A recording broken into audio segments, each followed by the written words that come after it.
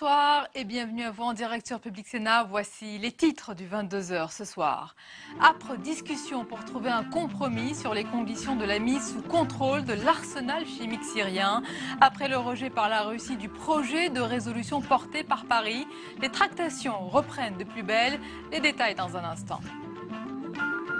Les Français se disent majoritairement insatisfaits de la réforme des retraites et pourtant, la mobilisation dans la rue a été très modeste aujourd'hui. Divisés, les syndicats n'ont pas réussi à fédérer les mécontentements. Pourquoi? Et que peut-on dire du climat social en cette rentrée? C'est le grand débat du mardi soir. Bataille de chiffres entre le ministre de l'Intérieur et le quotidien. Le Figaro, Manuel Valls, conteste formellement l'explosion de la délinquance et des violences, comme l'affirme le journal. Et au cœur de cette polémique, un nouvel outil d'analyse mis en place par le ministre. Alors, que vaut le baromètre Valls? Notre enquête à suivre. Le non-cumul des mandats, sujet ô combien sensible, arrive en discussion en commission au Sénat et les stratégies des uns et des autres s'aiguisent. Les dessous de la bataille dans ce journal. Voilà pour le programme de votre 22h. Merci d'être en notre compagnie. Ce soir, il n'y a pas d'accord à l'heure actuelle sur un projet de résolution commun sur les conditions de mise sous contrôle de l'arsenal chimique syrien. Une réunion prévue à 22h heure de Paris a été annulée au Conseil de sécurité. La Russie ne veut pas entendre parler d'une sanction automatique comme l'a proposé la France. Les États-Unis, de leur côté, estiment qu'il faut encore du temps pour aboutir à un compromis. Les faits avec Mounir Soussi. La Russie en passe de réussir son pari, bouleverser l'échiquier diplomatique. Avec sa proposition de mise sous contrôle international des armes chimiques du régime syrien, Moscou a pris à contre-pied tous les acteurs du dossier. Barack Obama, empêtré dans un vote incertain au Congrès, semble décidé à se ranger derrière l'initiative russe. Le président américain a parlé aujourd'hui à ses homologues britanniques et français pour faire le point et définir la marche à suivre. Les trois chefs d'État militent pour une intervention de l'ONU dans le processus de démantèlement de l'arsenal chimique syrien. La France a déjà proposé une résolution au Conseil de sécurité de l'ONU, un moyen supplémentaire de contraindre Syriens et Russes à se plier aux demandes internationales. Mais à peine évoqué, le projet ne convainc pas Moscou qui juge ce soir inacceptable la résolution française. Conséquence, 24 heures après l'espoir d'une solution politique, une nouvelle ligne de fracture se dessine. Voilà, et j'ajoute cette information. Le président français François Hollande a décidé de convoquer demain matin un conseil de défense restreint, donc juste avant le conseil des ministres. Dans l'actualité, Manuel Valls conteste formellement l'explosion de la délinquance et des violences, comme l'affirme le quotidien Le Figaro. Et au cœur de cette bataille de chiffres, un nouvel outil d'analyse mis en place par le ministre lui-même. On voit tout cela avec Julie Hulin. Insécurité, l'alerte rouge. Un an après la prise de fonction de Manuel Valls, Le Figaro dénonce une envolée des chiffres de la délinquance. Plus 2,9% d'atteintes à l'intégrité physique, plus 10,4% de violences sexuelles et plus 9,3% de cambriolage. Manuel Valls dénonce une tromperie. À son arrivée au pouvoir, il avait souhaité plus de transparence. Le nouvel outil statistique mis en place semble se retourner contre lui. Dès l'instant où l'on s'inscrit dans une logique vertueuse, où on cherche à avoir une exhaustivité de la collecte, une meilleure qualité des informations enregistrées par les services de police, ça ne peut faire à un moment donné qu'augmenter la statistique policière. Et c'est pas pour ça qu'il ne faut pas le faire, bien au contraire. Il faut aujourd'hui, ce qui n'est pas le cas, avoir un système statistique et de connaissance de la réalité criminelle beaucoup plus performant qu'auparavant. En attendant, les chiffres de la délinquance alimentent encore une fois la polémique. L'occasion pour la droite de dénoncer la politique sécuritaire du gouvernement. La société est de plus en plus violente et on hésite, on le voit bien, à utiliser beaucoup de moyens de répression. On parle beaucoup de prévention, on parle beaucoup de réinsertion, et il en faut, je ne dis pas le contraire. Mais dans une société qui, comme la nôtre, est de plus en plus dure, s'américanise entre guillemets sur le modèle de la violence, il faut beaucoup de mesures de sécurité dans la rue, de sécurité dans les transports publics, il faut rassurer les citoyens. Des critères toujours différents, des modes de calcul modifiés, les majorités se succèdent et les chiffres restent flous. La polémique continue d'enfler. Les propos de François Fillon, conseillant en cas de duel PS-FN de choisir le candidat le moins sectaire, suscitent encore de nombreuses réactions politiques aujourd'hui. Le patron de l'UDI, Jean-Louis Borloo, demande à l'ancien Premier ministre de corriger sa maladresse. De leur côté, les lieutenants de François Fillon évoquent une tempête dans un verre d'eau. Quant à Alain Juppé, il précise sa consigne de vote. On l'écoute. Le nini, comme on a dit en d'autres temps, et qui a été validé comme position officielle de l'UMP, me convient. Il peut y avoir des circonstances exceptionnelles qui sont des cas d'école, où il y a un fort danger de victoire du Front National, et si en face il y a un candidat socialiste modéré, un bon social-démocrate, ça peut changer la donne. Mais ce sont vraiment des cas d'école. Dans l'actualité aussi, le non-cumul des mandats, sujet ô combien sensible, arrive en discussion en commission au Sénat et les stratégies des uns et des autres s'aiguisent. Au-delà des clivages partisans, il y a des alliances qui pourraient se former pour faire barrage au texte. Les nonistes s'organisent donc. Nous avons choisi d'en suivre un ce soir. Il s'agit du sénateur Bruno Sido, un cumulard assumé. C'est un sujet de Flora Sauvage. Lundi matin au SDIS, le service départemental d'incendie et de secours de Chaumont.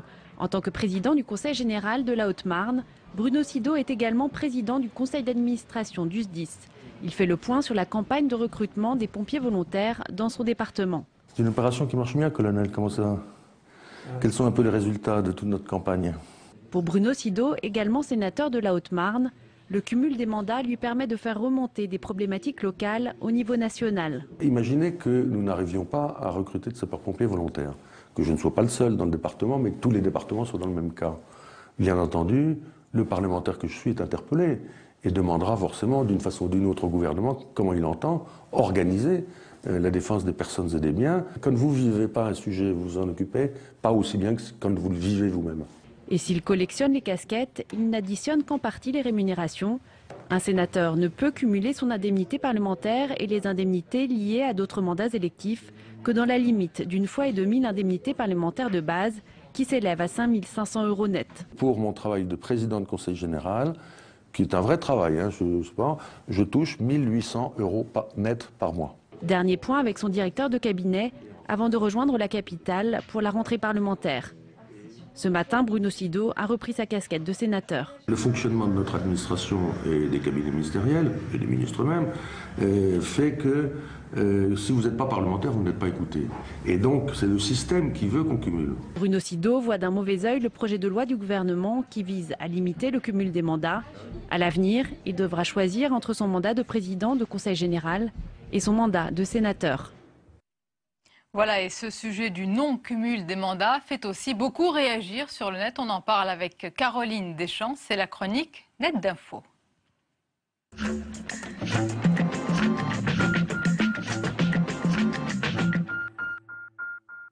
Bonsoir Caroline. Bonsoir Sonia. Alors le non-cumul des mandats inspire le net. Dis-moi quel mandat tu exerces, je te dirai quel cumulard tu es. L'Express.fr publie en effet aujourd'hui sur son site le palmarès des élus qui cumulent les mandats.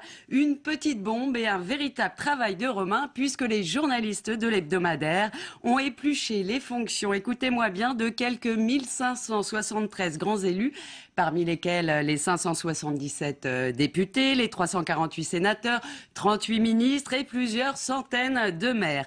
Une enquête minutieuse car elle prend en compte non seulement les mandats électifs, mais aussi les fonctions qui demandent beaucoup de temps, comme président d'office HLM, de syndicats mixtes ou d'établissements publics. Alors, forte de ces données, l'Express a attribué des indices sous forme de points pour mesurer le cumul. Oui.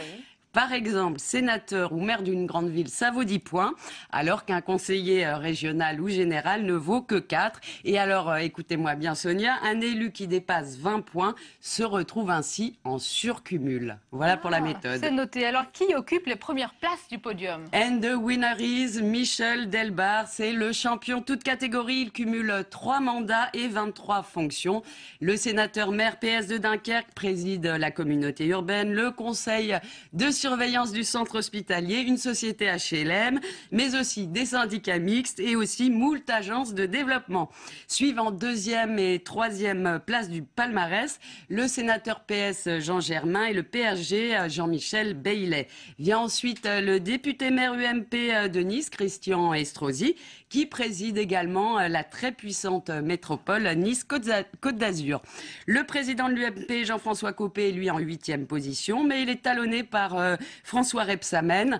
Farouche opposant au projet de loi sur le non-cumul des mandats, le sénateur maire de Dijon et président du groupe PS au Sénat arrive en 11e position. Alors à noter, Sonia, que la première femme arrive à la 25e place. C'est la sénatrice UMP Caroline Cayeux. La maire de Lille, Martine Aubry, est elle en 45e position. Alors, si les femmes sont moins cumulardes, c'est logique, elles sont quand même moins nombreuses. J'ai calculé, les élus ne sont pas moins de 581 surcumulards selon les critères du site de l'Express. Alors voilà, justement pour le palmarès, est-ce qu'après ce dossier de l'Express, il y a eu des réactions politiques? Alors justement, Michel Delbar, ce soir, c'est tout frais, se justifie sur son blog. Loin de moi, dit-il, une quelconque soif de pouvoir. Ce qui le meut, dit-il, c'est le bien-être des habitants. Il explique aussi le cumul par une décentralisation inachevée. Alors il y a aussi Christian Estrosi qui lui n'a visiblement pas du tout digéré sa 4e place. Il estime sur son blog que le calcul de l'Express frise le ridicule et il décerne à François Hollande la 1re place. Selon lui, le président de la République ne cumule pas moins de 30 fonctions, chef de l'État, chef des armées, chef de la diplomatie, et j'en passe. Alors heureusement, Sonia, que le ridicule ne tue pas. Heureusement. Merci beaucoup, Caroline. Je vous dis à mardi prochain pour une nouvelle chronique Net d'Info. Merci avec à vous. Plaisir. La suite du 22h avec dans un instant le grand débat du mardi soir. Les Français se disent majoritairement insatisfaits de la réforme des retraites et pourtant, la mobilisation dans la rue a été très modeste aujourd'hui. Divisés, les syndicats n'ont pas réussi à fédérer les mécontentements. Pourquoi et que peut-on dire du climat social en cette rentrée? De nombreux invités en notre compagnie pour en parler.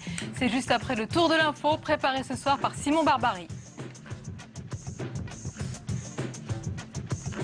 Alors nous avons un léger problème technique. Eh bien nous sommes en direct. On va donc recevoir nos invités qui vont nous rejoindre. Allez-y, je vous en prie. Pour évoquer donc ce sujet et cette réforme des retraites, je vous le disais dans les sondages, majoritairement les Français se disent insatisfaits de cette réforme des retraites et pourtant la mobilisation, on l'a vu aujourd'hui dans la rue, a été extrêmement faible et modeste. Divisés, les syndicats n'ont pas réussi à fédérer les mécontentements. Allez-y. Bonsoir et bienvenue.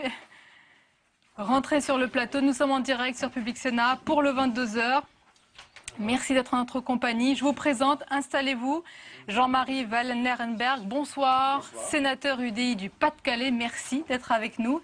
Également présent sur ce plateau, il s'installe également Frédéric Dabi, bonsoir. Bonsoir. Vous êtes directeur adjoint de l'IFOP, merci d'être avec nous. Sophie Binet, bonsoir. Vous êtes membre de la direction générale de la CGT et avec nous également Laurence Rossignol, bonsoir, porte-parole du PS. Alors qu'on voit justement ces images de la manifestation aujourd'hui, peut-être une première réaction, Sophie Binet. Faible manifestation aujourd'hui, modeste en tous les cas, vous le reconnaissez?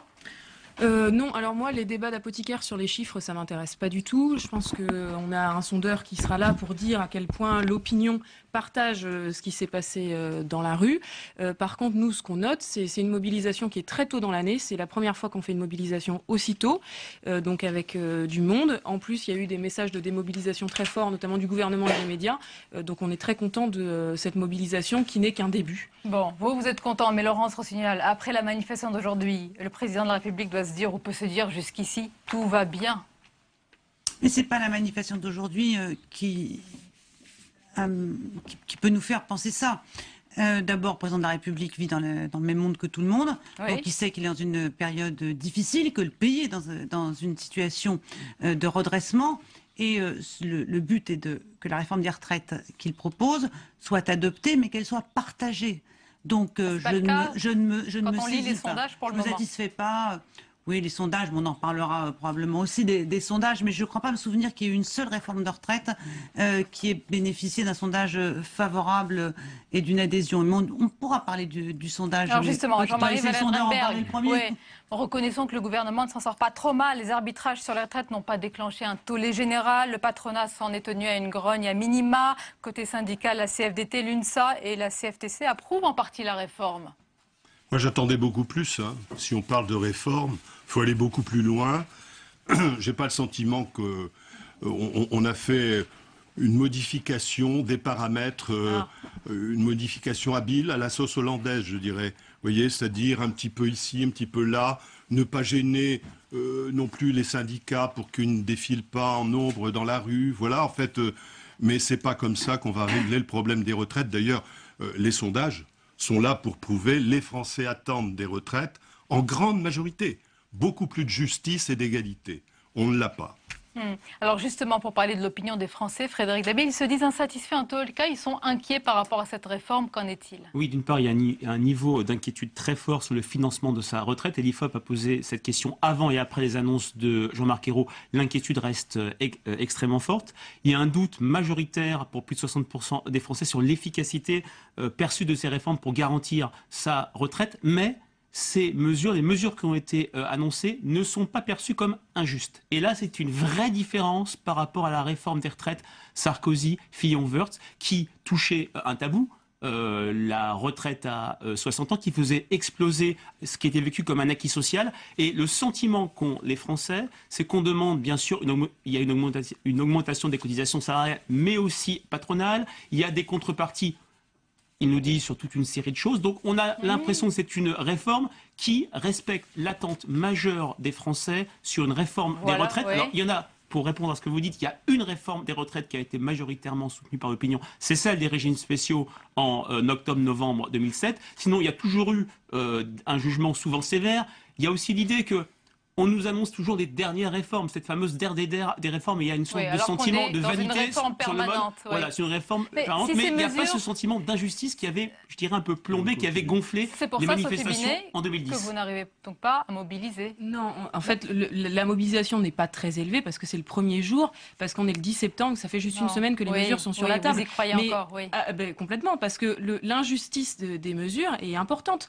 On demande aux salariés de faire un chèque pour le patronat. Aujourd'hui, c'est les salariés sur qui pèsent tous les efforts parce qu'ils doivent avoir une augmentation du niveau de cotisation, plus de durée de cotisation avec l'allongement de la durée de cotisation et en plus une désindexation des pensions avec le report de 6 mois de la revalorisation des pensions. Et ensuite, le deuxième élément qui nous pose problème dans la réforme, c'est que c'est une réforme qui est anti-jeune et qui pénalise les femmes avec l'allongement de durée de cotisation. Il est là, les arbitrages ont été rendus, il arrive maintenant au Parlement. Laurence Rossignol, est-ce qu'il y a une possibilité pour qu'il évolue, pour qu'il y ait des amendements? Parce que la consigne, c'est plutôt peu d'amendements, laissez passer le texte. Je voudrais revenir sur ce qu'on a dit un instant auparavant. Et je pense que la manière dont vous expliquez le sondage est très intéressante, parce que c'est ça la réalité. Vous avez un représentant de la droite, vous avez... Du centre. Oui, enfin... Du centre droit. Ouais, partageons la pomme en deux. Voilà, on va se garder d'avoir ce soir le débat sur où se situe le centre, mais disons que vous êtes dans l'opposition au gouvernement et vous n'êtes pas dans l'opposition de gauche au gouvernement, vous êtes donc dans l'opposition de droite au gouvernement. Ça donc vous êtes dans la droite, oui c'est vrai, parce que il est impossible de le faire avec la gauche, on le voit sur ce problème-là en particulier. Donc vous êtes dans l'opposition de droite au gouvernement, vous avez soutenu les réformes précédentes sur la retraite, et il est clair que depuis 1981, qui a été la dernière fois où nous avons eu une réforme des retraites qui s'est traduite par des avancées sociales et des acquis nouveaux, c'est cette réforme de 2013 est la première, puisque il y a aussi un compte pénibilité, c'est-à-dire la prise en compte de la pénibilité, et au Parlement, nous aurons l'occasion... Certains syndicats reconnaissent des avancées sur ces points-là. Les syndicats le reconnaissent et les Français l'entendent. Et nous aurons suffisamment, apparemment. Nous aurons à l'occasion au Parlement, dans le débat, de préciser exactement comment peut actionner ce compte pénibilité. Vous avez en matière d'égalité des retraites femmes-hommes, des avancées importantes. On va pas refaire les points positifs, mais oui. Oui, mais c'est les points positifs. Et c'est ces points positifs-là que les Français entendent qui font que cette réforme n'est pas perçue comme injuste. En revanche, je comprends bien que du point de vue des solutions que nous proposent les libéraux depuis des années, qui sont effectivement d'abord une fusion rapide de l'ensemble des régimes de retraite, puisqu'il est toujours bon de montrer du doigt tel ou tel régime et de montrer des éventuels privilégiés. Alors, et on voudrait aller beaucoup plus vite. Voilà, et vous voudriez aller beaucoup plus vite sur la fusion avec la fonction publique, etc. Et nous respectons l'histoire. Nous respectons l'histoire de nos régimes de retraite. Cette multiplicité des régimes, la convergence, il ne sert à rien de l'accélérer, ce ne serait qu'injustice dans le contexte actuel. Moi, je vous dis qu'il manque, dans cette pseudo-réforme, une vision à long terme. Vous n'arriverez pas par des bouts de réforme qui, je dirais, tous les 3 ou 4 ans, sont nécessaires pour pouvoir équilibrer le régime de retraite par répartition. Je rappelle que ce sont les cotisants qui font la retraite des pensionnés. Donc, si on n'arrive pas à cet équilibre, dans la justice, et ça je vous rejoins sur le compte pénibilité, si on avait pu aller au bout de la discussion ici, la dernière fois en 2010, vous auriez pu voir que nous avions déposé des amendements qui, le gouvernement précédent est allé au bout de la réforme. Malheureusement, n'est pas allé au bout. La réforme a été faite sans compte pénibilité. Il n'y avait aucune avancée. Je l'ai regretté. Je l'ai regretté parce que je la défendais comme étant une mesure de justice. Mais alors, qui va la payer, cette mesure? Les entreprises? Non, puisqu'ils vont être compensés. Et vous avez donc aujourd'hui une réforme qui n'est pas équilibrée financièrement. Alors on va aller au-delà. Je vous attends sur ce point. On va aller au-delà aussi de cette réforme. On va parler du climat social. C'est facile de distribuer l'argent. Sophie Binet, dans un instant, je voudrais quand même qu'on revienne sur les Français. Les Français sont dans leur majorité, d'après les sondages, et Frédéric Dabi nous l'atteste, insatisfaits bien sûr de cette réforme, mais ils sont inquiets. C'est le cas en particulier, vous allez le voir, dans le monde agricole, où les pensions sont faibles, voire très faibles. Paul Bouffard, notre journaliste, est justement allé à la rencontre d'un couple d'agriculteurs retraités. Il a aussi recueilli, vous allez le voir, les doléances d'un jeune paysan qui nous confie ses angoisses pour l'avenir. C'est son petit coin de paradis, un verger à 2 pas du plateau de Langres, en Haute-Marne. Robert est agriculteur à la retraite depuis 2002. J'ai exploité pendant de 65 à 2002, ça fait 42 ans. 42 ans d'exploitation, de cotisation en polyculture élevage. J'ai 1 000 € par mois, 1 004 €, exactement. C'est pas grand-chose quand même. Ah non, c'est pas grand-chose, mais vis-à-vis d'autres agriculteurs, j'en connais beaucoup autour de moi qui ont beaucoup moins. Ici, on attend le plan de rattrapage du chef de l'État, car c'est une promesse du candidat Hollande. Passer le montant moyen d'une pension à 75% du SMIC d'ici 2017. Aux côtés de Robert, sa femme Nicole. Elle a travaillé depuis l'âge de 21 ans sur l'exploitation. Traite des vaches, soin des veaux. Pourtant, en moyenne, les femmes de cultivateurs touchent la moitié de la retraite de leur mari. Alors, ma retraite agricole, par mois, elle se monte à 512,78 €. Moi, je suis en dessous du seuil de pauvreté. Je me suis presque au niveau du RSA, moi. Pour bien parler. C'est grave, parce que j'ai quand même travaillé toute ma vie. Nicole ne demande pas grand-chose, 300 € de plus. Aujourd'hui, le couple aimerait bien profiter de la vie. Nous ne sommes jamais partis le temps de notre travail. Jamais.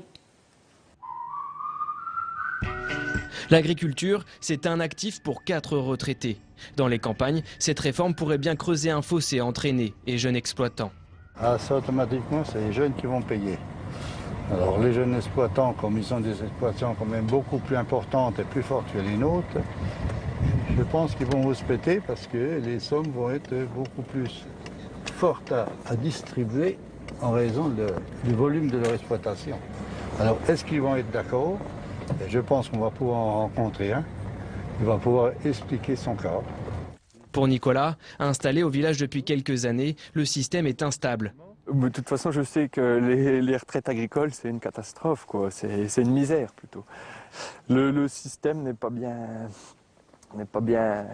égalitaire, pas bien réparti. Je vous dis, le principe du calcul sur la totalité de la carrière, c'est pas normal. Ça devrait être calculé au moins sur les 25 meilleures années pour améliorer un peu les retraites, quoi. Bien au-dessus des réformes, la solidarité paysanne, qui, elle, est encore vivace. Comme le dit Nicolas, il faudra bien payer pour les anciens. Voilà pour ce reportage. Notre journaliste Paul Bouffard-Laurence, Rossignol, comme vous entendez ces angoisses, ces inquiétudes, qu'est-ce que vous répondez? Je me dis qu'en 1945, quand les agriculteurs et les professions indépendantes n'ont pas voulu rentrer dans le régime général des retraites parce qu'ils ne voulaient pas se retrouver dans un grand pot de la solidarité avec les salariés, parce qu'ils avaient d'autres stratégies de vie, je vois que 50 ans, 60 ans après, c'est toujours une souffrance pour eux, et que ces régimes sont déjà très subventionnés au-delà. Ils bénéficient d'une solidarité qui va au-delà de la solidarité interne à la profession agricole, et que l'agriculture aujourd'hui est une des priorités du gouvernement, mais c'est à la fois la développer, la faire. Par exemple, ce couple d'agriculteurs, il attend plus du Parlement peut-être. Non, mais il attend, c'est pas du Parlement qu'il attend plus. La discussion qui va venir. C'est du budget. C'est déjà là. C'est du budget et c'est de la contribution des agriculteurs actifs qui eux-mêmes ont un problème de revenus agricoles aujourd'hui. Donc effectivement, nous sommes en matière agricole dans un besoin de solidarité encore plus grand. C'est pour ça qu'il faut d'abord de la justice entre les salariés, il faut sauver le régime de retraite pour pouvoir avoir de la solidarité pour les agriculteurs. Sophie Binet, sur quel point vous comptez, vous espérez peser justement pour faire encore bouger le texte? Il y a 4 points. Le premier, c'est la question de la pénibilité, ça a été évoqué. Là, on est sur une chaîne sérieuse. Donc moi, je souhaite rentrer dans le détail sur la question de la pénibilité et sortir du slogan. Vous n'êtes pas satisfaite sur ce point-là? Non, pas du tout. On est satisfait dans le sens où, par rapport à ce que la droite a fait en 2010, c'est mieux dans le sens où il y a une prise en compte collective de la pénibilité, c'est pas de l'individuel. Par contre, sur les modalités de prise en compte, le compte n'y est pas. Pour 2 raisons. D'abord, parce que le départ se fait seulement à partir de 60 ans. Or, un salarié qui a travaillé dans des métiers pénibles, c'est pas à 60 ans qu'il faut qu'il parte, mais à partir de 55 ans. Et puis la deuxième chose, c'est que la réforme proposée, elle s'appliquera dans 25 ans. Elle ne concerne absolument pas les salariés qui sont actuellement en poste. Oui. On affiche. Il y a un effet d'affichage sur la question de la pénibilité, mais on ne va pas assez loin et ça ne permet pas de prendre en compte les métiers pénibles. Deuxième chose, sur la question des femmes, il y a des mesures qui ont été annoncées. Là, ça a fait pchit. Dans le projet de loi, il ne reste rien. Tout est renvoyé à. Il y aura des discussions dans 6 mois. La manifestation là d'aujourd'hui, il y a un appel, et c'est pas tous les jours qu'il y a ça, des principales organisations féministes qui appelaient à manifester le planning familial, etc. Pour cette raison-là, en disant il y a 40% d'écart de pension entre les femmes et les hommes. Aujourd'hui, ce qu'il y a dans le projet de loi ne permet pas de rattraper les écarts, voire même risque de les aggraver, parce que les femmes seront les premières pénalisées par l'allongement de la durée de cotisation. Est-ce que ces manquements que vous soulignez à la CGT, Sophie Binet, est-ce que les Français les perçoivent également? Parce que plutôt la pénibilité, c'était plutôt mis au crédit du gouvernement et de cette réforme. Alors, je ne sais pas si ces manquements sont connus par tous, mais c'est vrai que c'est au cœur de l'inquiétude sur la pérennité de la réforme. J'ai dit qu'elle n'était pas une réforme perçue comme injuste parce qu'elle n'a pas une mesure choc comme la réforme de 2010, susceptible de créer une véritable cristallisation et un mécontentement, même s'il faut être extrêmement prudent sur la mobilisation annoncée aujourd'hui. Il ne faut pas la comparer par rapport à celle de la rentrée 2010, puisque le mouvement anti-réforme des retraites de 2010 avait commencé, je crois, dès mars ou avril, au lendemain des élections régionales. Donc il faut être extrêmement prudent sur le devenir d'un mouvement social, même si lorsqu'on pose, l'IFOP, chaque année à la rentrée, une question sur l'état d'esprit des Français, le niveau de révolte, entre guillemets, est 10 points en dessous de celui mesuré en 2010 et le sentiment de résignation a un petit peu augmenté. Donc on a quand même 2 écueils,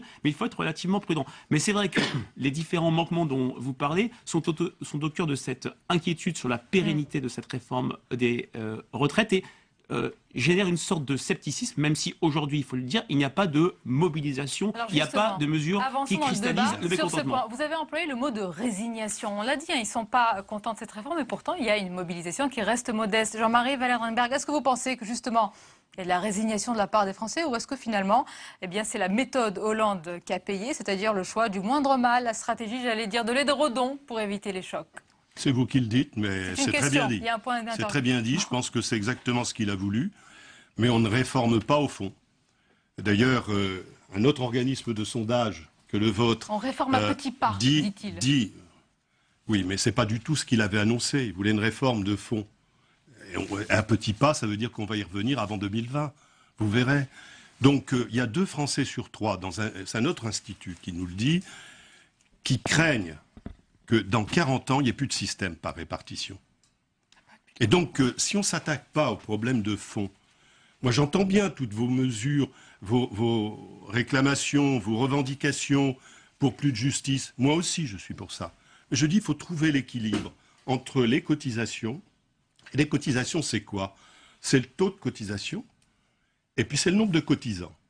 Or, aujourd'hui, en plus, vous avez pris des mesures, plutôt le gouvernement a fait des hypothèses franchement optimistes sur le chômage, sur le taux de croissance. Donc, je pense que le compte n'y est pas. Et malgré tout, il faut trouver beaucoup plus de justice. Donc, je pense qu'il faut aller au fond. Il y a des injustices aujourd'hui entre les systèmes. Il y en a 35 systèmes dans la répartition. 35. Je crois qu'il faut mettre tout ça à plat. Il faut prendre le temps qu'il faut pour être juste. Un mot et on va passer au climat social sur cette réforme des retraites, Laurence Rossignol. Justement, d'abord, on est obligé quand même. Il ne s'agit pas, autrement dire, de pénaliser ceux qui ont bénéficié de certains avantages liés notamment à la pénibilité de leur travail. Je suis tout à fait d'accord avec ça. Mais je pense que les Français, et là ils sont 73% selon cet institut, qui réclament, qui revendiquent une réforme de fond, une convergence de tous les systèmes pour plus de justice et d'équité. Ça me paraît naturel. Sauf qu'il y a une grosse ambiguïté et c'est pour ça que je ne suis pas sûr qu'on puisse parler de résignation. On pourrait peut-être penser aussi que les Français sont responsables. Parce que cette réforme de fond que vous appelez de vos voeux, d'un certain point de vue, on la connaît, allongement des durées de cotisation à 44 ans rapidement, passage à 65, voire même 67 ans de l'âge de départ à la retraite,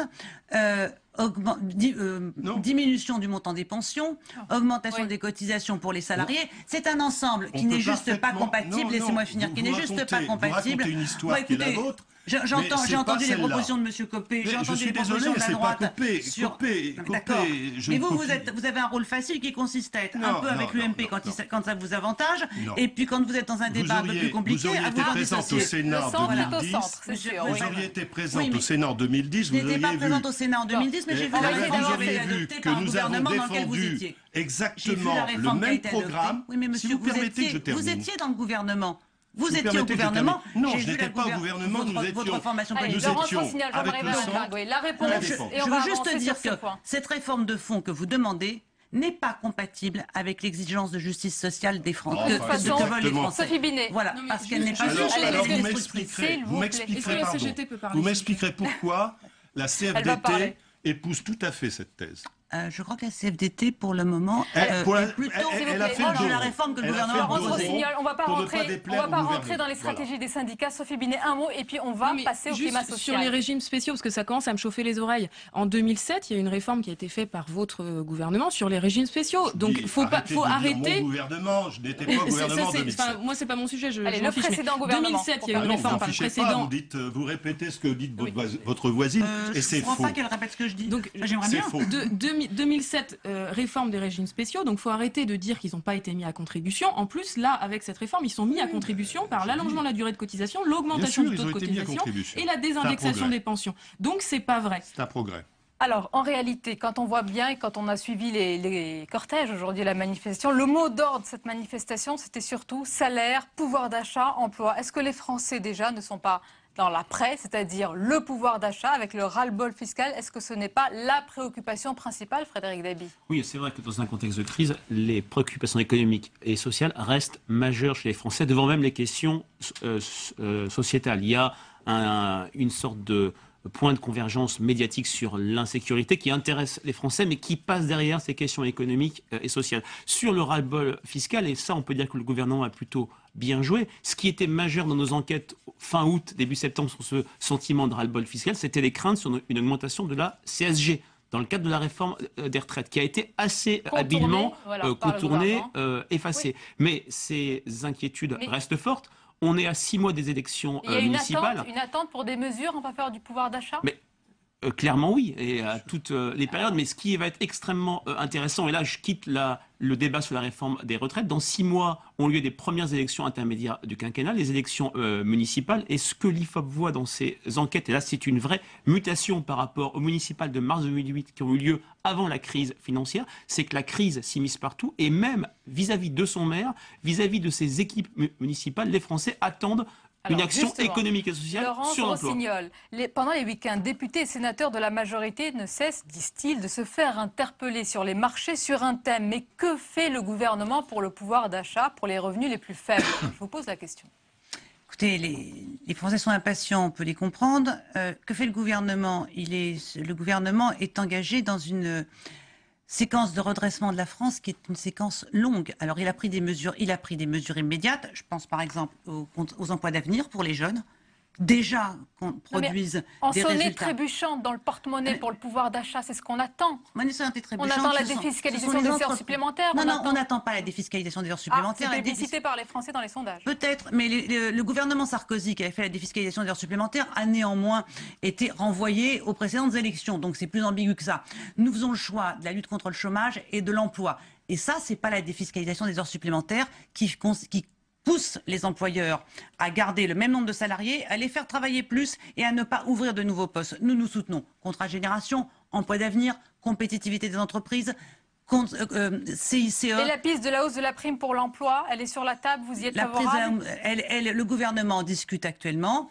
Il y a une discussion sur la prime pour l'emploi, mais il faudra aussi qu'à un moment donné, les entreprises augmentent les salaires. Parce qu'on ne peut pas compter que sur les gouvernements et sur les ministres pour augmenter les salaires. Nous pouvons agir sur le SMIC et uniquement sur le SMIC. Oui, des salaires au-dessus du SMIC. C'est la vraie préoccupation, c'est l'attente, c'est la demande aujourd'hui. Voilà, il y a un gros sujet sur les salaires. Les Français ont d'ailleurs bien compris que c'était l'emploi et les salaires qui permettaient de financer les retraites, entre parenthèses. Et sur les salaires, nous, on a deux soucis. D'abord, le premier, c'est que le gouvernement a montré l'exemple, malheureusement, en refusant pour la 4e année consécutive d'augmenter le point d'indice des fonctionnaires. Les fonctionnaires sont à 63% des femmes. Donc quand on parle d'inégalité salariale femmes-hommes, ça commence par mieux payer les fonctionnaires. Moi, je suis enseignante, je gagne 1 800 €, ça fait 5 ans d'études, plus 5 ans d'expérience, donc je peux vous en parler. Et ensuite, le deuxième souci, c'est que le gouvernement a également fait le choix de ne pas mettre de coup de pouce au SMIC. Donc bien sûr, le patronat a des responsabilités qui sont évidentes. Les négociations sont bloquées, on n'avance plus dans les branches, on n'avance plus dans les entreprises. Les salaires, c'est le nouveau tabou, mais il faut que le gouvernement montre l'exemple sur le sujet parce qu'il y a un vrai problème dans le pays sur la question des salaires. Jean-Marie Wellenberg, vous êtes d'accord, il faut faire un effort sur le pouvoir d'achat, même si la situation de nos comptes est un peu fatiguée, critique. Je suis tout à fait conscient des difficultés que rencontre, parce que quand on a été maire, quand on vit évidemment dans une commune au contact de la population, on voit bien que les difficultés s'accumulent. Mais je pense que la première des choses à faire, c'est réduire le coût du travail, parce que nous sommes dans un univers ouvert. C'est sur le monde. Et vous avez une concurrence. Financer les retraites, financer la protection sociale, garantir le pouvoir d'achat et réduire le coût du travail. Je sais pas comment on fait les quatre. Un grand écart. D'augmenter les salaires sans baisser le coût du travail, c'est-à-dire en supprimant, par exemple, les charges qui pèsent sur elles pour financer les allocations familiales, eh bien, elles ne pourront pas le faire. Mais je pense que si on le fait, il serait légitime pour le gouvernement de négocier, d'engager une négociation avec les entreprises en disant partage. Il y a une part qui va pour la compétitivité et une part pour le pouvoir d'achat des travailleurs, sans qui d'ailleurs il n'y a pas de compétitivité possible. 20 Donc vous voyez, de CICE, je pense qu'il y a des clés que le gouvernement n'a pas encore aujourd'hui utilisées. Voilà. Frédéric Dabi, est-ce que à quelques mois, à 6 mois des élections municipales, il est urgent justement que François Hollande apparaisse en président du pouvoir d'achat, même s'il ne l'a pas promis? Vous avez raison de le dire qu'il ne l'a pas promis. Ce qui a perdu Nicolas Sarkozy en 2008, et n'oublions pas la sanction qu'a connue la droite aux élections municipales de 2008, c'est le travailler plus pour gagner plus qui n'a pas été concrétisé, ses promesses sur le pouvoir d'achat. Il y a une plus grande, je dirais, intériorisation par les Français de ce climat extrêmement complexe, de la crise, des déficits publics. Mais pour beaucoup de catégories, notamment les catégories populaires, cette urgence du temps long n'est pas comprise. On attend des résultats tout de suite et comme vous disiez tout à l'heure, Sonia, de l'argent sonnant et trébuchant. C'est le principal défi que doit relever le gouvernement, c'est cette impatience sociale qui est extrêmement forte, qui n'est pas, je dirais, seulement concernée par les classes moyennes, mais par les classes populaires, mais qui est aussi une vraie demande de la part des classes moyennes qui, elles, vivent fortement le ras-le-bol fiscal. Mais les Français sont aussi très attentifs à ce que fait ce gouvernement pour redresser les comptes publics et lutter contre les déficits. Les Français ne sont pas favorables à ce qu'on laisse filer des déficits. Les Français exigent un haut niveau de service public, ce qui... Oui, Laurence Rossignol, oui. Mais ils veulent... Pour les faibles revenus, ils exigent aussi des pouvoirs... Oui. Les Français veulent qu'on lutte contre les déficits publics, qu'on assure un haut niveau de service public, parce qu'on ne parle pas de la rentrée scolaire, qui s'est bien passée cette année. Elle s'est bien passée du point de vue des maires, du point de vue des parents d'élèves, du point de vue des enseignants. D'accord. Mais ça, si vous voulez, une rentrée scolaire qui se passe bien, c'est des choix budgétaires qui ont été faits par le gouvernement. Et donc, ce gouvernement tient l'ensemble de ces choix-là. Il y a un défi à venir, et vous l'avez dit, le débat sur le pouvoir d'achat est ouvert. C'est important. Et il ne faut pas que cette impatience se transforme en mécontentement. Mais d'ailleurs, dans la réforme des retraites, on l'a pris en compte, puisque les petites retraites et les minimums vieillesse ne seront pas impactés par le déplacement. Pas tout de suite.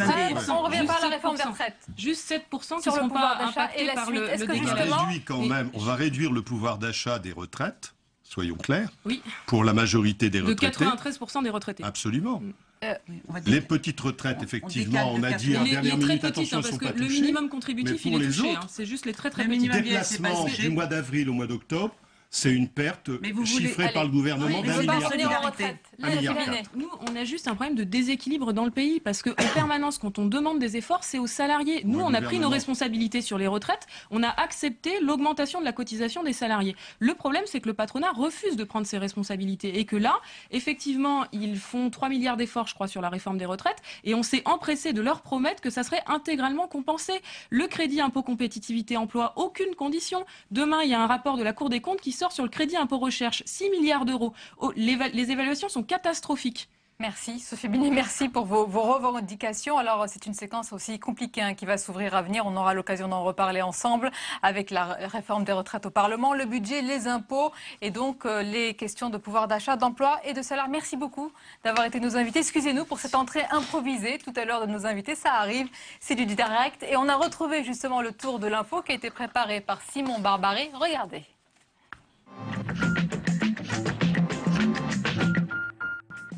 Les premières interpellations dans le cadre de l'affaire Spanghero ont eu lieu ce matin à Castelnaudary dans l'Aude.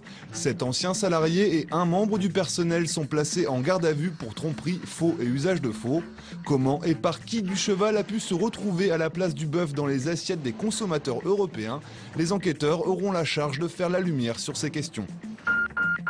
Le déficit public sera légèrement supérieur à ce qui était attendu. Et je rappelle que les prévisions de la Commission étaient à 3,7 ou 3,9. Difficile de dire le chiffre, mais ce matin, Pierre Moscovici confirme que le déficit français sera supérieur à 3,7% en 2013. Le ministre des Finances assure par ailleurs que la trajectoire du déficit permettra d'être en deçà de 3% en 2015, conformément au délai donné par la Commission européenne. Hadopi et le CSA, la fusion est en marche. Lors d'une audition aujourd'hui au Sénat, Olivier Schramek, le président du Conseil supérieur de l'audiovisuel, s'est déclaré favorable à un transfert des compétences d'Hadopi vers son autorité. La lutte contre le piratage reviendrait alors au CSA. La ministre de la Culture, Aurélie Filippetti, n'exclut pas un amendement dans ce sens dans le cadre du projet de loi relatif à l'audiovisuel. Ce film a fait pleurer Barack Obama. Demain sort dans les salles françaises Le Majordome. Forest Whitaker y incarne Eugene Allen, un employé de la présidence qui pendant 30 ans a vu défiler pas moins de 7 chefs d'État américains. Le long métrage traite de la lutte des droits civiques à travers la carrière d'un majordome noir à la Maison Blanche. Ça valait bien une larme. Et on reste sur Barack Obama avec le dessin du jour. Plantu dans le journal Le Monde de demain nous présente la position délicate du président américain dans le dossier syrien.